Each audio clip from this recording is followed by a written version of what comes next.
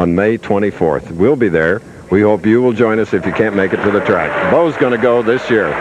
Okay, we're ready for that championship match. Thanks very much, Kevin, and good luck. Wayne Webb, the tournament leader, now comes in, going against Marc McDowell. Marc McDowell, who needs to win this game to qualify for the Firestone Tournament of Champions, the 16th and final stop on the Winter Tour, against the veteran Wayne Webb, who has only won once in the last 7 years. All right, Marc McDowell. He's won 2 titles, teaming up with Dick Weber in a senior touring pro doubles. Won his first title in Fresno. Now Webb. That's a new Wayne Webb style.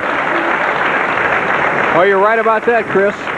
Wayne Webb, for years, we always saw him hold the ball down low, take a 5-step delivery. Now he's holding it up waist high, 6-step delivery, says it helps his timing. All the rest is the same. The good pivot step, the tremendous wrist action. I think Wayne Webb has always had one of the best arm swings and best releases in the sport of bowling, as evidenced by he's going over $1 million today. And leaving a 10-pin. Seldom shows reaction. He probably has had more residences than any of our professionals in the PBA. Started out in Rehoboth, Massachusetts, and I know that well because I used to announce midget racing in that area. And he's been in Indianapolis, he's been in Tucson, Albuquerque, now, of course, Beaumont.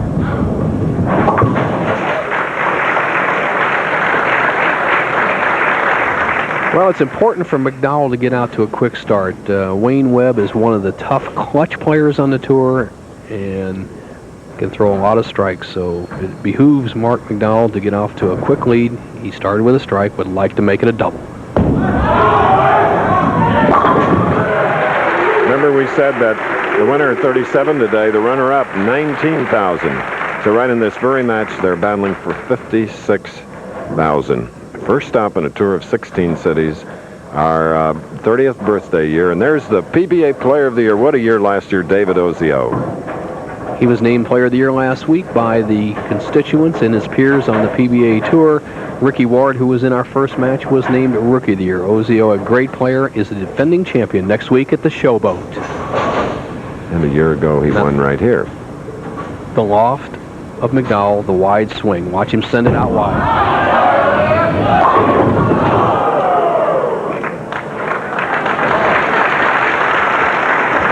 So in this battle, we have a 34-year-old named Wayne Webb bowling out of Beaumont and going against a 29-year-old Marc McDowell. There's a good look at Wayne. He can concentrate when he needs to, I'll tell you. Well, both players have left a solid 10-pin, and a apparent good hit on the left-hand lane has stopped their strikes. So it's tit for tat so far, but slight advantage to McDowell by 9 pins if he converts because he started with the double.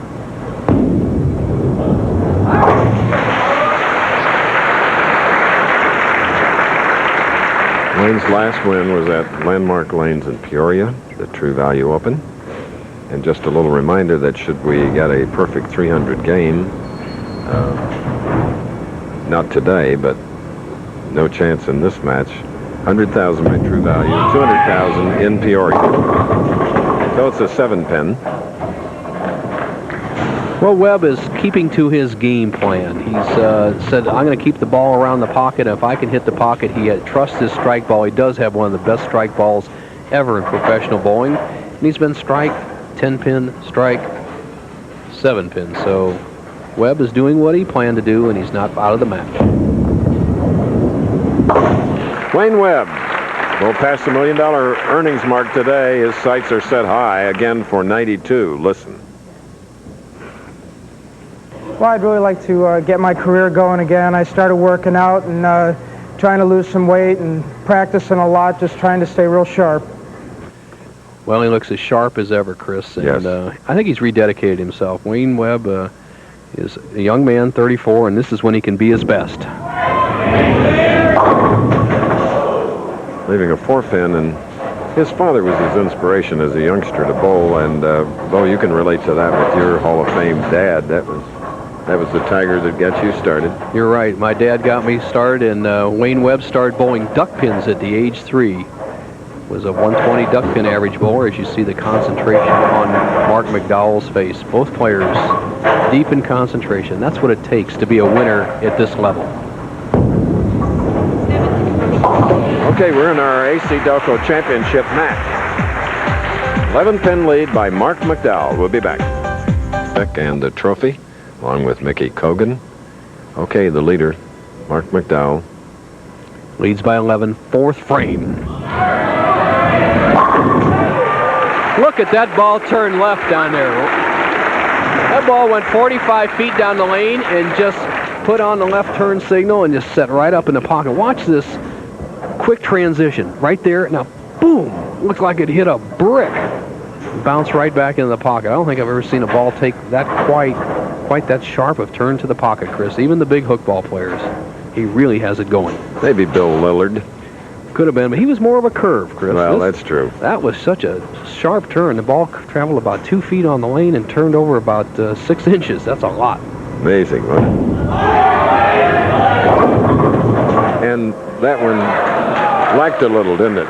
You're right. And there is the idea of not getting out of the thumb hole clean. I have to give Marc McDowell credit. He has struggled with that thumb hole a little bit all week long, especially today, but he's made the best of it. He keeps making good shots. There he slides by the head pin. He leaves the 2-8, gets a great break as the 2-pin falls out and makes it an easy spare, and he can maintain his lead of 11 pins. Full fingertip grip. All right. Wayne Webb is up. Wayne, 17 titles in as many years as a member of the PBA. The 1980 Player of the Year, won the 1980 Firestone. Trailing by 1. 11. 6.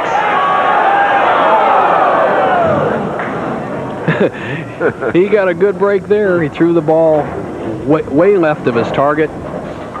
Breaks down the 4-7. Pin 3-pin pops out the 10. Has a simple spare, the 6-pin. And he's not out of this match. Through 5 frames, trails by 12. And this is where Webb has to turn it on, Chris. I think he has the experience. He has to forget that bad shot. I think one of the hardest things to do is get to the championship round, and then once you get there, don't dwell on your mistakes.